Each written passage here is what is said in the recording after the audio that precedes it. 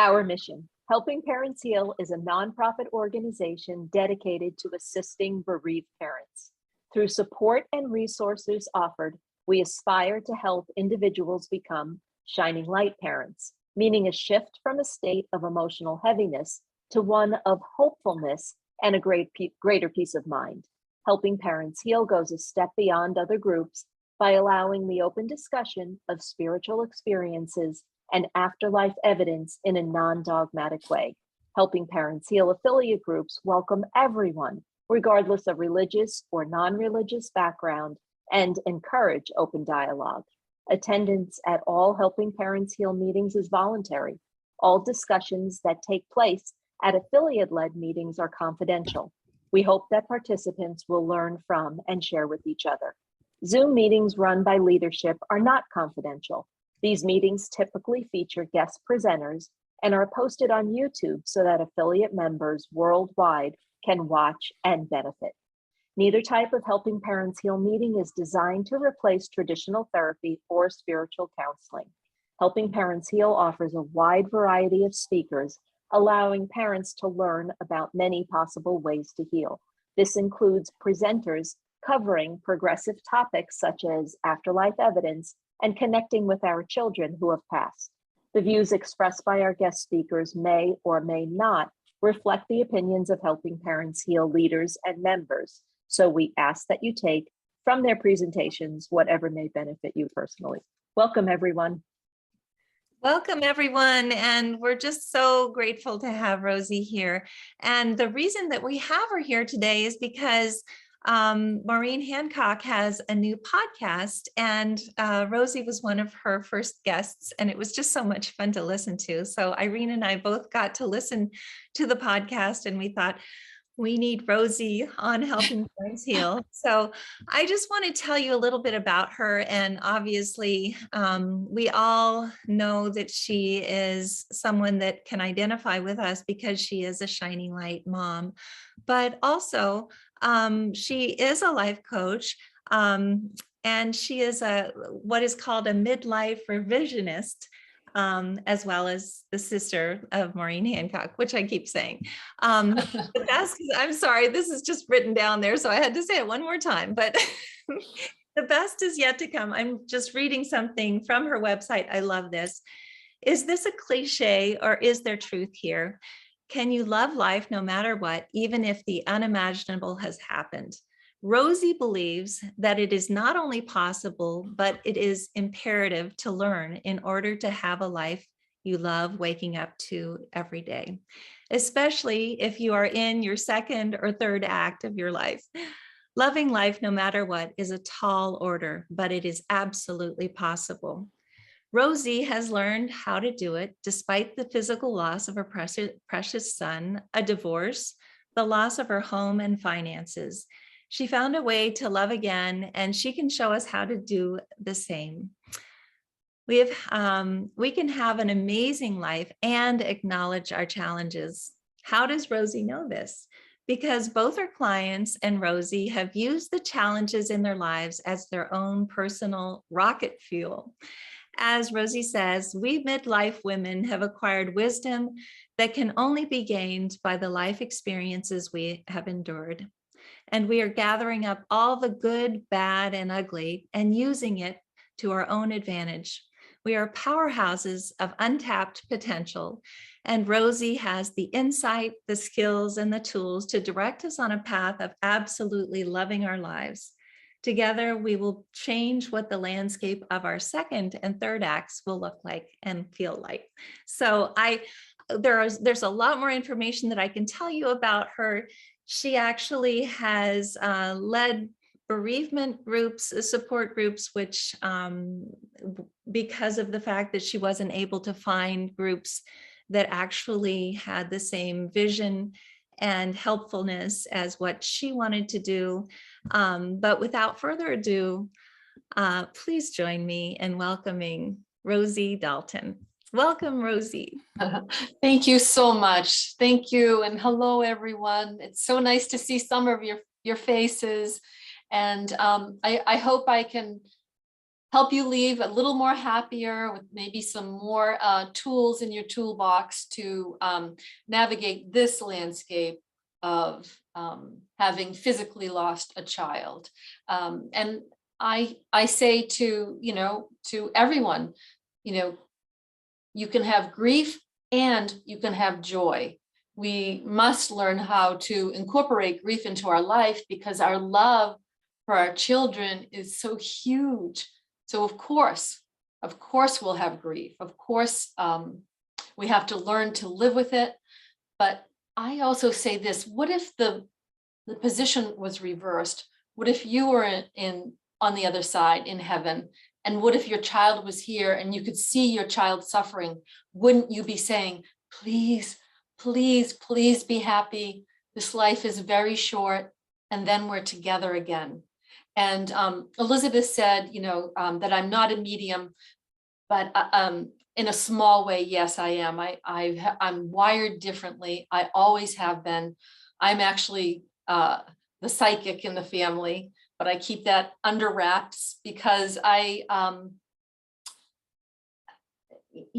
we can go this way, that way, and the other way. So I used to do psychic readings. I don't do them anymore. As a matter of fact, I became a life coach because I wanted people to find their own answers, because that's what I was reading from inside them, because we are incredibly magnificent souls, especially a parent who has lost a child. Like, we are badass in heaven.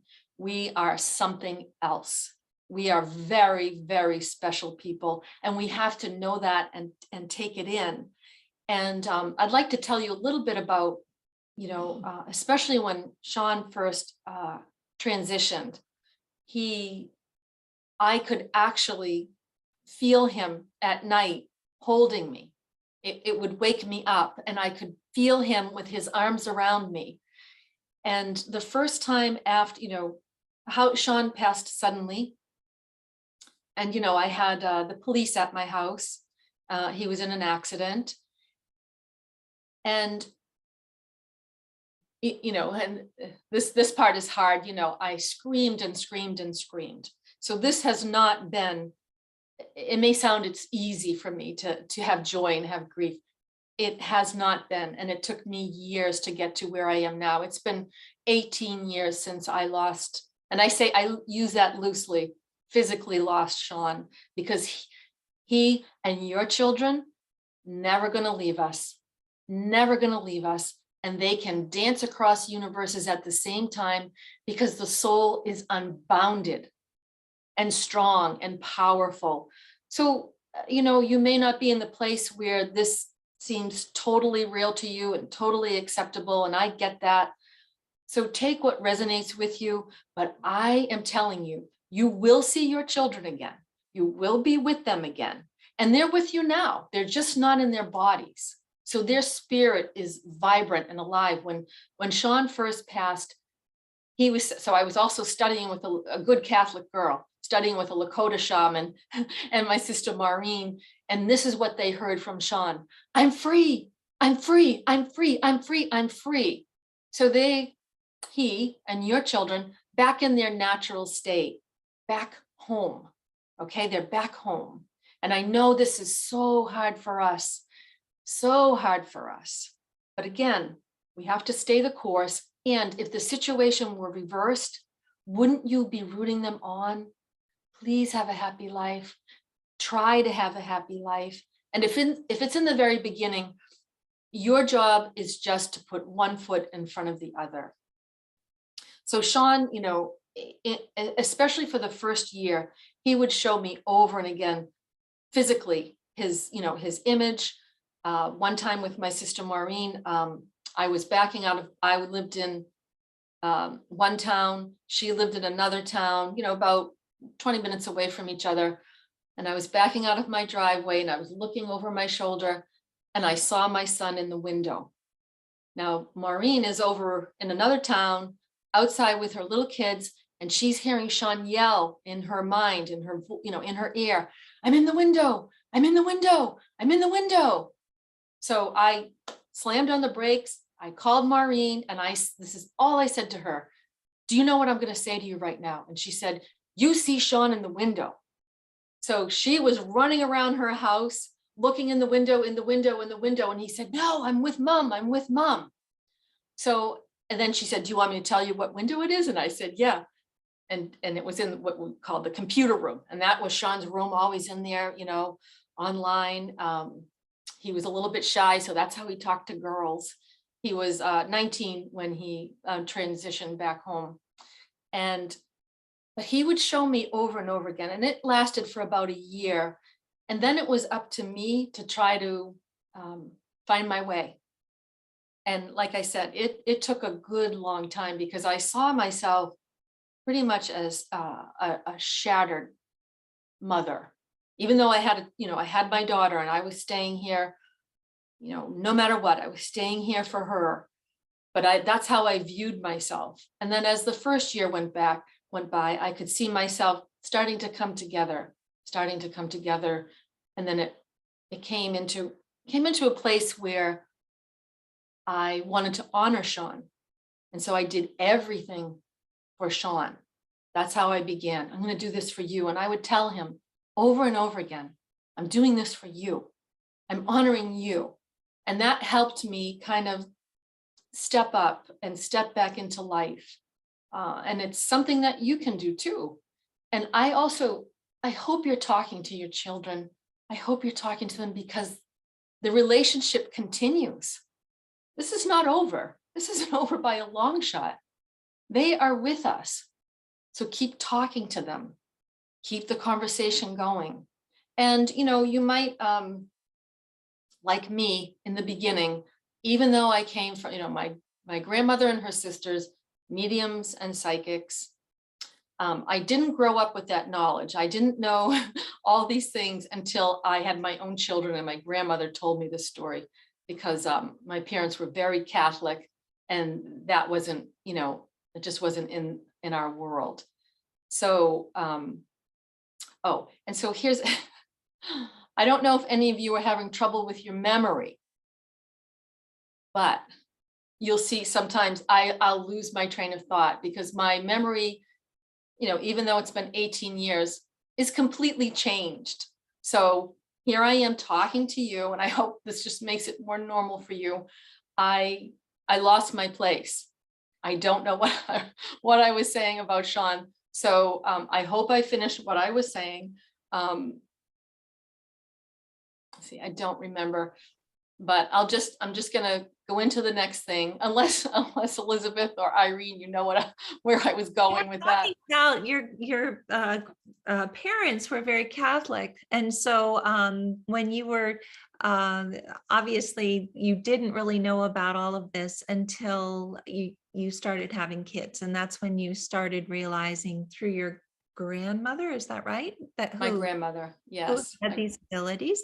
And I was just going to ask, so is it on your mother's side or your father's side? It's on my mother's side. And yes. That's just so wonderful. So I don't know if that's what you were talking about, but I think it's fabulous. And it's gone down into your own children as well. So it's being given down. Yes. So my daughter is a practicing medium. And I'm quite sure my son was a medium, but he just didn't talk about it, because he used to watch the John Edwards show with my sister Maureen. He'd make sure he was home from high school. She'd stop working. They'd go into the room together and watch it. And then he started driving himself to her shows. And after he passed, I realized, oh my goodness, he was a medium, and he had no one to help him with this. Like I had no one to help me with my psychic abilities. I could know everything about all kinds of things, but I thought I was cuckoo. I thought I was just a crazy person. But yeah, so I was talking about that, and how my parents, yeah, we didn't. And I'm just going to continue. I want to give you, if this is okay, I want to give you some practical tips for grieving. My sister Maureen and I, we do a workshop that's called Finding Joy Through Grief. So we have this sacred container of grief, right? And we are the ones that need to manage it. So in this beautiful Helping Parents Heal group, it is so full of hope that that should be one of the things in your container. Even if you, and this is what I was getting to, even though I came from a family of mediums and psychics, I had still had so much trouble about where my son was. And I wanted to go and find him. And I wanted to make sure he was all right, but I couldn't because I had a child and there was no way I was going to cross myself over. I knew that I was here to stay the course. And so, see, this is, I'm sorry that this keeps happening, but I'm also, I can literally feel all of your energy. I can feel it just coming to me. So it's very intense for me. And so if you can just bear with me, but let's go back to some practical tips. That's the workshop. We usually do an entire weekend workshop, and I do the practical aspect. And the first thing is, no matter where you are in your journey, so there's body, mind, and spirit. The body is sacred as well. Your spirit is contained within this beautiful body. Your cells are always listening. So your self-care is of the utmost importance. Now, sleep and rest are probably number one, even if you might have some trouble with sleep. I did in the beginning, and I just tried different things until I found things that worked.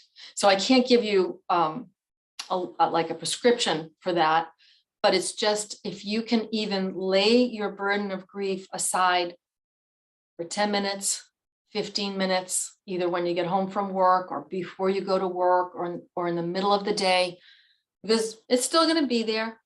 But if you can set it aside, and so see right now, I can actually hear kids talking. Kenna Harmon. So you've got, yeah, I can hear. Okay. So, but there's a lot of joy. There's much joy there, Kenna. Okay. There's a lot of joy there. And in the end, everything's going to be okay. All is well. All is well. We have to get through this part. Okay. So taking care of the body. Now I'm going to show you, I studied energy medicine. So sometimes, we can't help ourselves, but we cry. Okay. So here's something that you can do. You take the pads of your fingers, you put them on your forehead, and you put your thumbs on your temples, and you hold it for about 90 seconds. And you breathe in and out through your nose. Okay, you breathe in to the count of 4. You breathe out to the count of 5. So we have points here, in our forehead and in our head and in our temples. So this is a calming thing for the energy system in your body. So when you're done with that, you can then you go on to something which is called the crown pull. And you just really gently pull your fingers like this. You come up here, you pull gently like this. Crown of the head, very gently pull. Top back of your head, gently pull.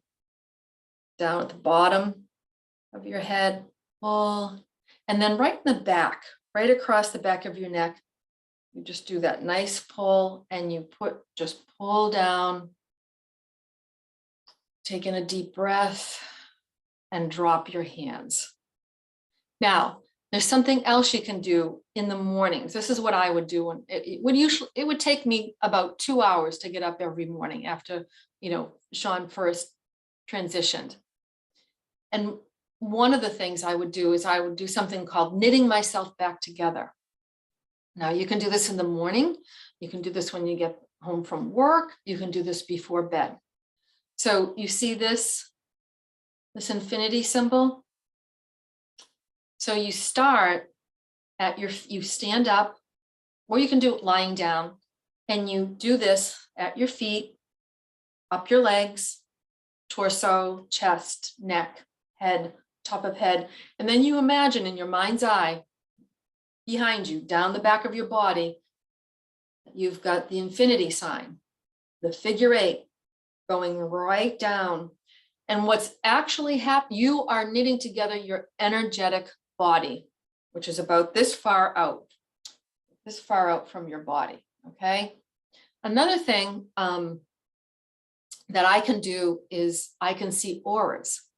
So what I would invite you to do is get a nice picture of your child, particularly if you can get a lighter background, and you softly gaze at your child, and sometimes you can see a little outline appear.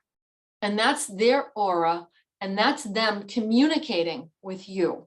And I call them aura blasts. And to this day, if I need like a little bit of help, a little advice from Sean, I'll go to his picture and I'll say, what do you think? What do you think? And I'll sometimes not see much or nothing, or I'll see, and it might even come forward to me or to the sides. And that's them, especially sometimes if you look at their pictures and you see excitement in their eyes, they are communicating with you, okay?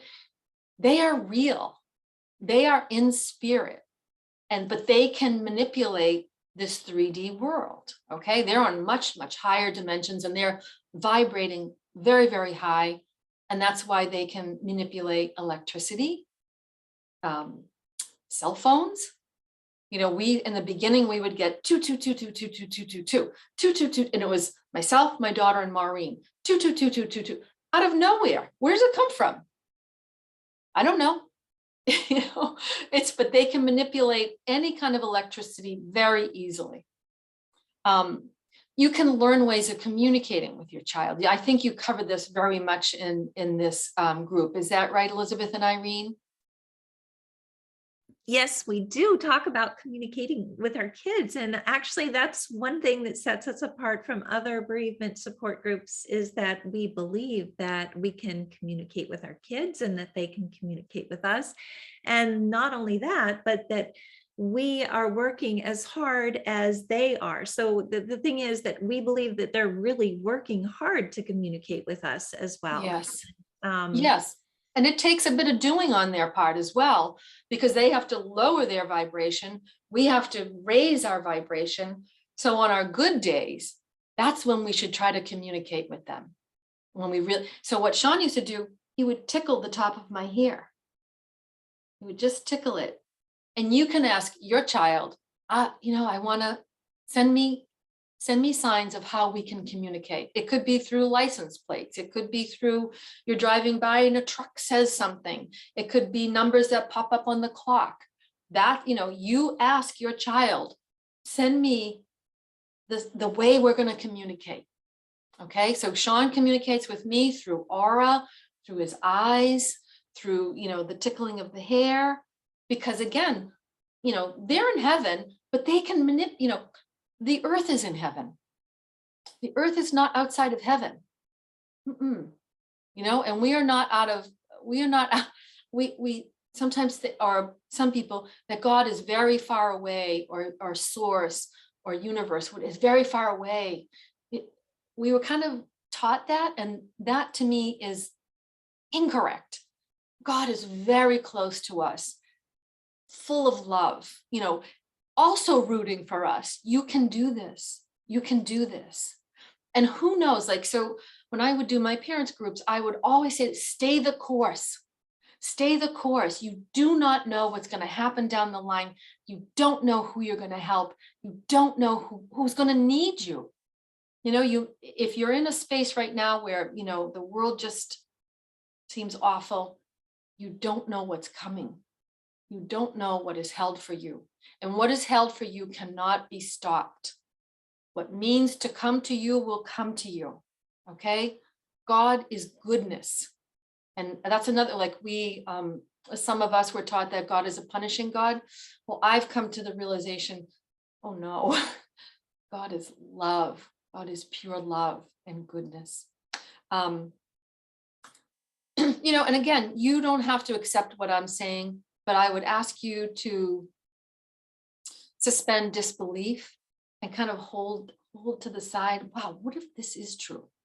What if my child is trying to communicate with me as much as I'm trying to communicate with my child? What if God is rooting for me? What if all these good things are within this grieving process? It does not, we can suffer less. So sometimes we need to choose, okay? Hey, I'm gonna listen to what Rosie said, or what any other speaker who resonates with you. You know what? I'm gonna take that into consideration. I'm gonna say to myself, maybe that's true. And my God, what if it is? And also, your grieving time, your process is your own. It's going to take as long as it's going to take. No one should rush you. No one should push. And you should be claiming, radical self-care for yourself. In order for us to get through this in one piece, we have to care for ourselves. Again, your child is like, yes, please, yes. Love that mom, love that dad. Please do that. Just seeing where we are with time. So I just cheerleaders, I have to just break in here because I want to tell you that Kenna has responded to what you said.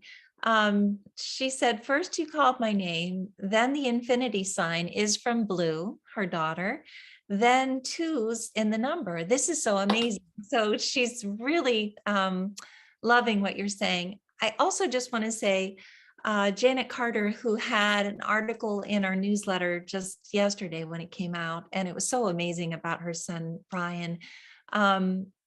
She's saying here, I can't change what happened, but I can choose not to suffer, which I think is really important. There's a lot of other stuff, but I just wanted to just say that. And you're welcome to keep speaking if you'd like. We do have questions, so whatever you'd like to do is perfect. We could, I want to just say a couple of more things that I have found were very helpful for my parents groups. The first thing is,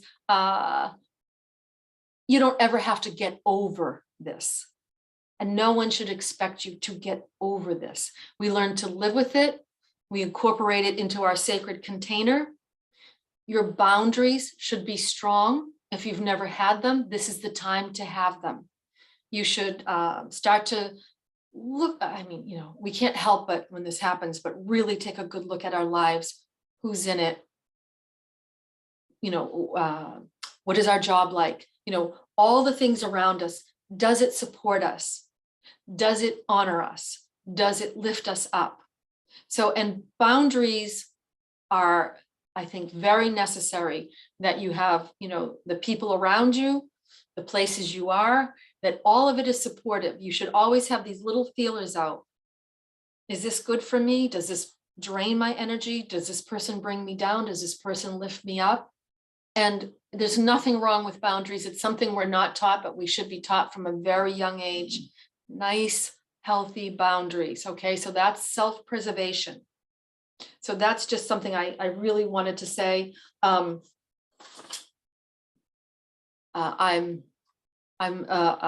have a deep belief in a good therapist, in a grief therapist, where you can talk about what you need to talk about. I'm also a big fan of keeping a journal so that you can get what's in you out onto the page, because it's an energy and you can bring this energy to the page. Now, in the first year, I kept a journal, and it's a very painful journal. I picked it up today and I literally could feel the pain in it. But I also could say to myself, and look how far you have come. I could never have imagined this life I'm leading now. I could never have imagined speaking to you, to being a retreat facilitator, for being an inspirational speaker, becoming a hypnotherapist for end-stage cancer patients. I could never imagine it. I would have laughed at you if you had told me. I could have I didn't know what was coming, but I stayed the course, like I'm inviting you to stay the course. So I hope that's helpful. I mean, there's much more, but I think I'd like to get to the questions, and let's see where we can go with that. That's perfect. And I'll tell you, I just think that so many people identify with what you're saying, especially in the early stages, what you were feeling, this grief brain that you kind of describe, forgetting things, and also being affected by the energy of all of these people around us in the Zoom meeting, for instance, because there is tons of energy. It's not just coming from the people who are in this meeting, it's coming from all of our kids. And Yes. they make it sometimes difficult because they're so busy. They want so badly to make sure that their parents are Yes.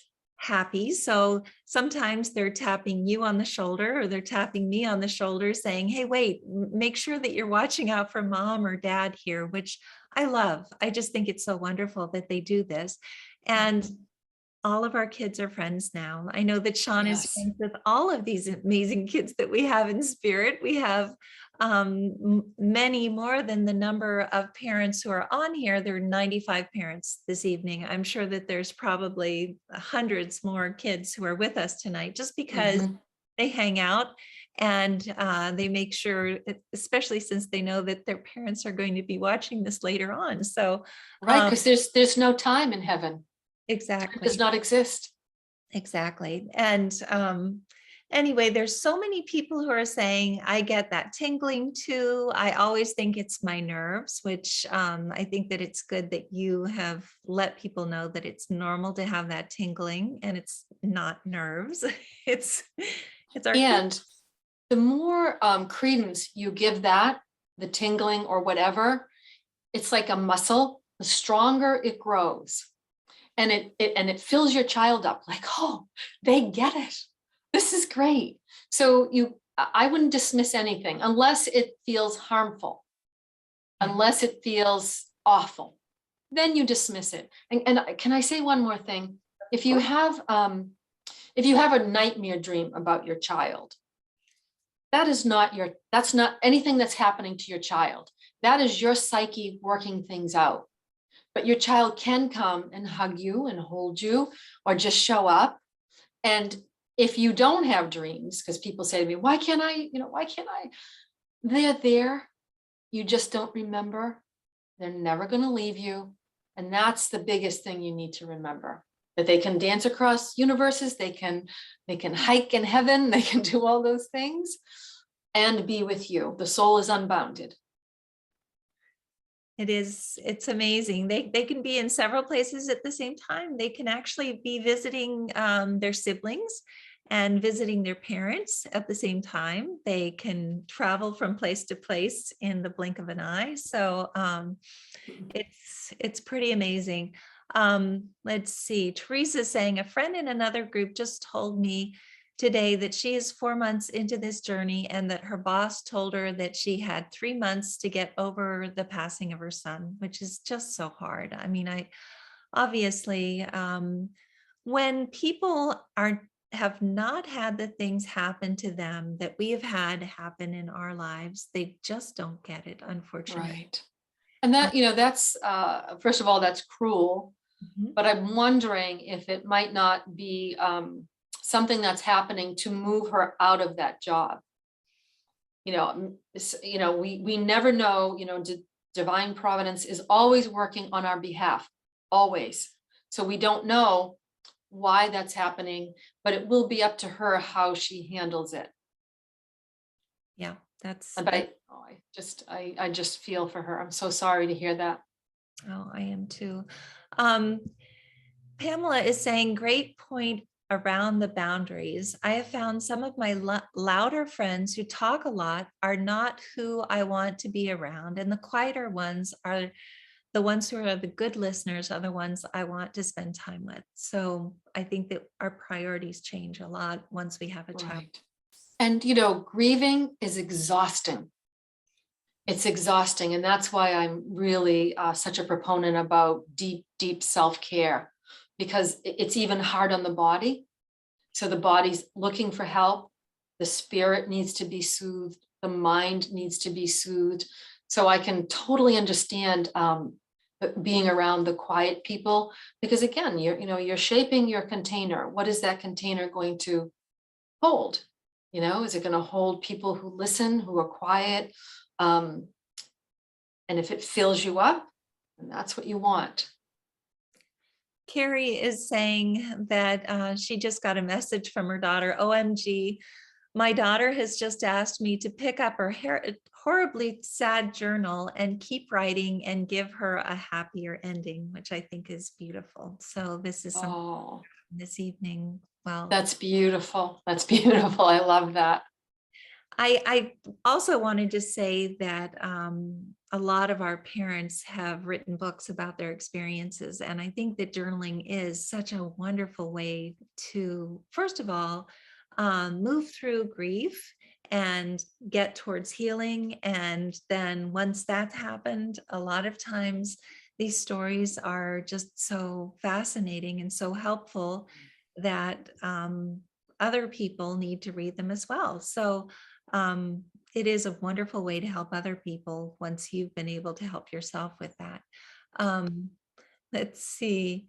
Janine is saying it's so refreshing that you say God. Each person can conceptualize the word in whatever way is comfortable for them, but it's nice to hear. So I say the G word, but what I'm talking about is an incredible source of love, of pure love. It's where we come from, it's where we'll go, thank God.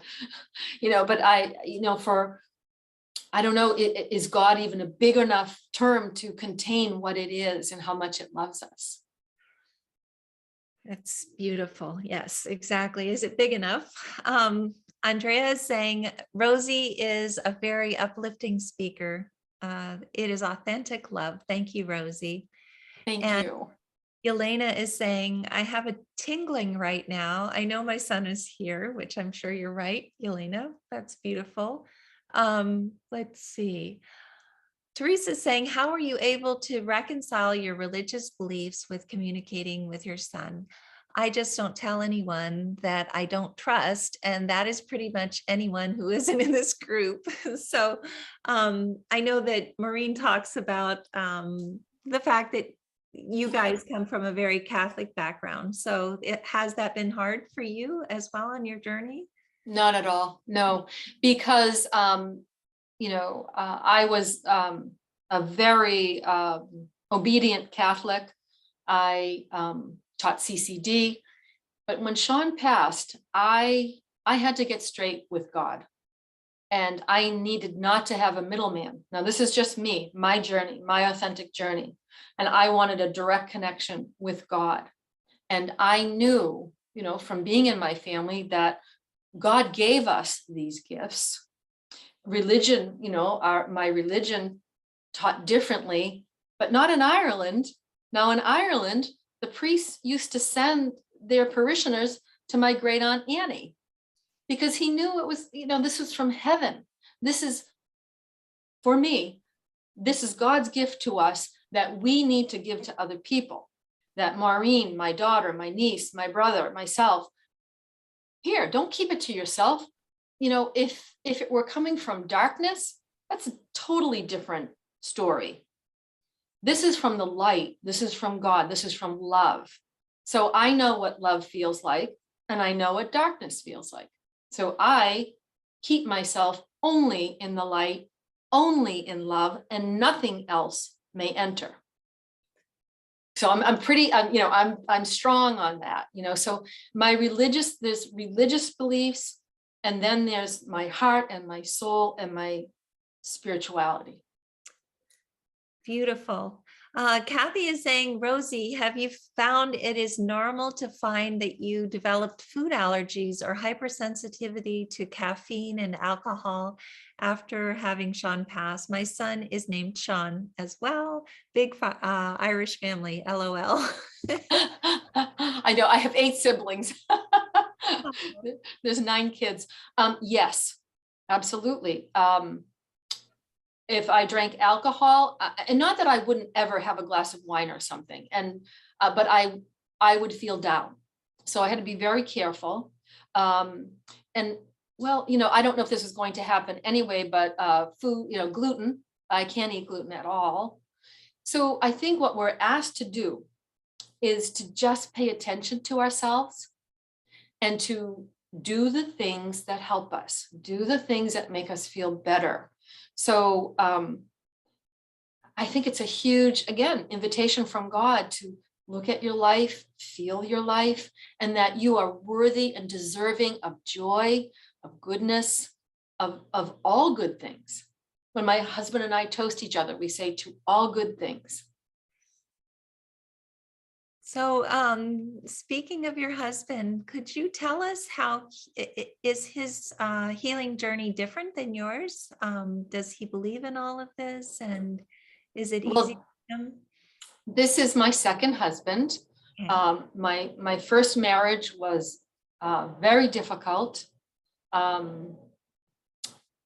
That's all I'm going to say. It was very difficult. And, after Sean transitioned, I was invited to take a very good look at my life. And I knew if I stayed in that marriage, I would have gotten sick.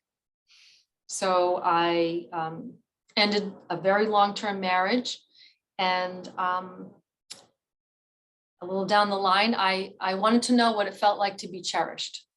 So I set out to see if that were going to happen. And, lucky for me, it did. But I had to get straight with myself, what I needed in life, what I wanted in life, who I wanted around me, how would they act, and on my list of traits for, a possible partner, the number one trait was kindness. And, I got that in spades with my husband.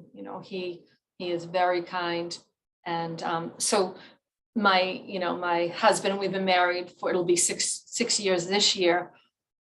He had to get a little used to me. He did, but he kept an open mind. And then as time went on, he was on board, because he could, we have evidence too. So That's yeah. wonderful. Well, and it's the reason for my question is that men always grieve differently than women do. Yes. And we have a Helping Fathers Heal group as well that meets weekly. And it's a very sacred space where no moms can join just because they talk about things that they aren't able to. Yes. When their moms. Yes. And it's even, the way a man is socialized, the way his brain works. I totally get that. I had men in my groups and I could see them grieve differently, and they would, but they would talk to us. They would talk to the women and say, it was a safe enough place where they could just be totally honest, where they can't be in most of the rest of the world. Yeah. Yeah. No, I agree. We do, of course, have dads in this group as well, but we do have a specific group just for dads because there are a lot of specific issues to healing that they have to go through just because they always have to be the very strong person in the family. They can never, ever cry. They can never, show that they're weak. And so because of those things, it's something that takes a little longer because they're waiting for everybody else in the family to heal. Maybe. Well, thank God for that group. Thank God. Yeah, it's a great group too, by the way. Sandra is saying my son's eulogy fell out of the bookshelf today. I read his biography at the memorial service. I read his words. These are the papers that fell in my path today, which is pretty amazing. Obviously, he wanted to have you see them. And know that he was going to be here tonight. Yes, I'm sure that's the reason. See, and that's something we can't ignore and we can't dismiss, because he went to a lot of work to make that happen. And they go to a lot of work to make these things happen.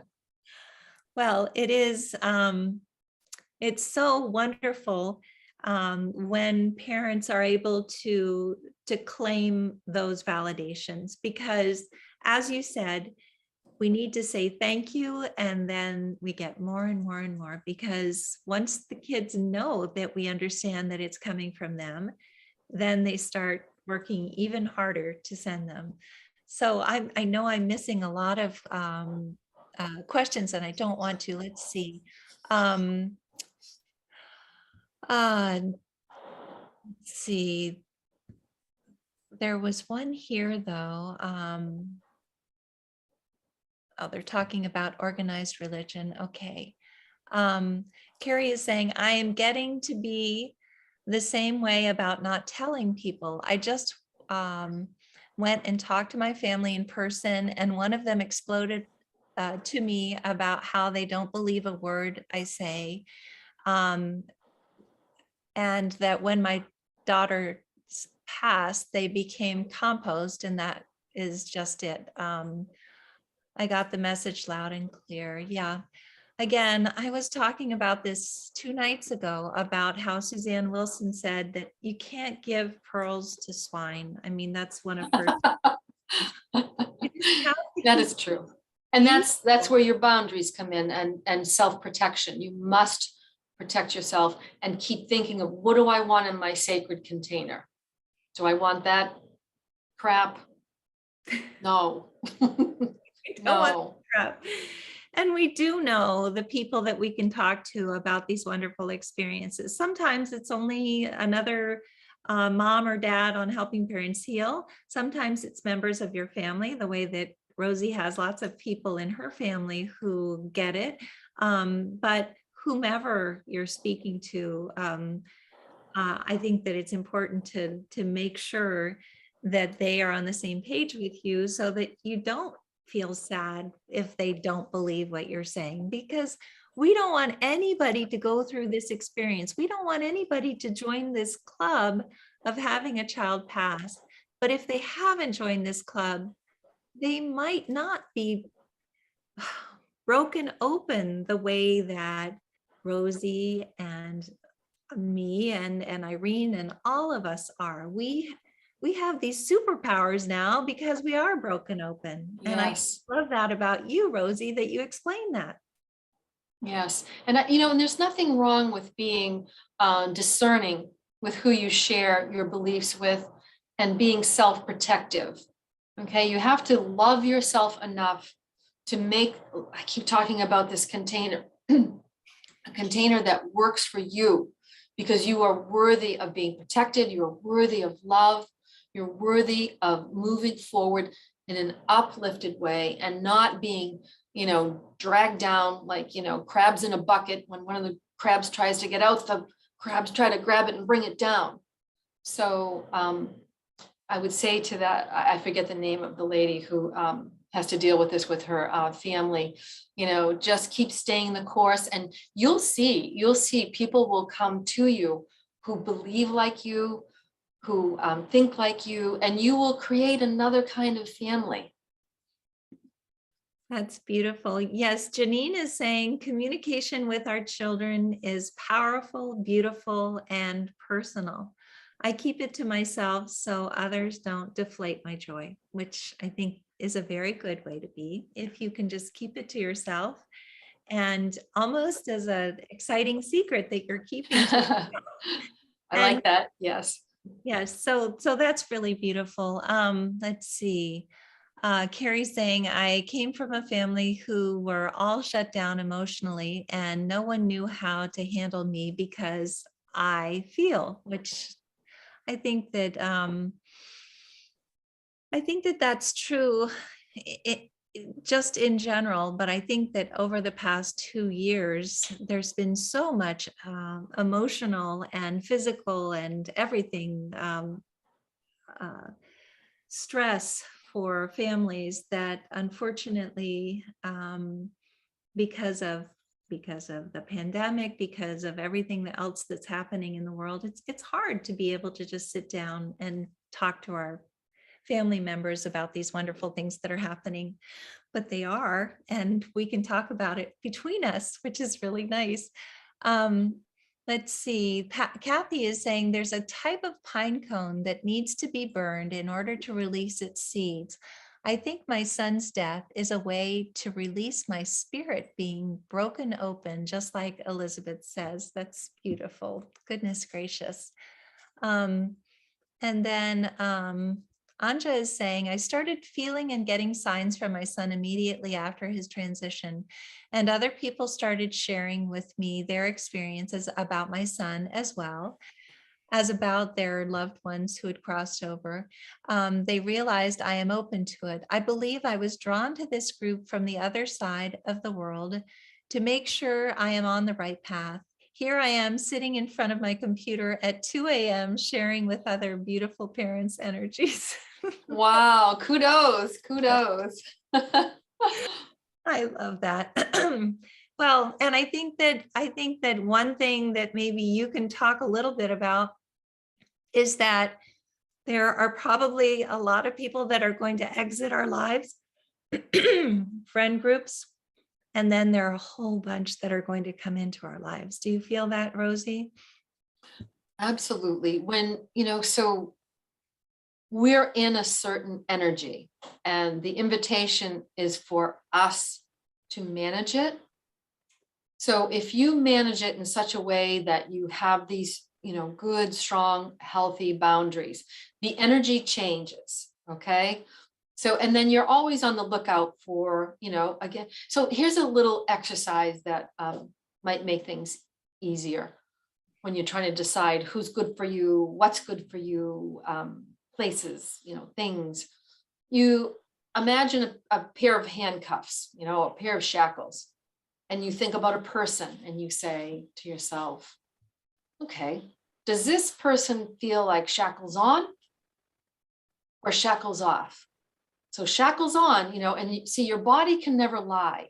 Your mind can lie, but your body can never lie. So your body will tell you right away. So shackles on means that's not good. Shackles off is you feel a sense of freedom and a sense of peace. So you're always looking for freedom and peace because that's your home. Freedom and peace are your home.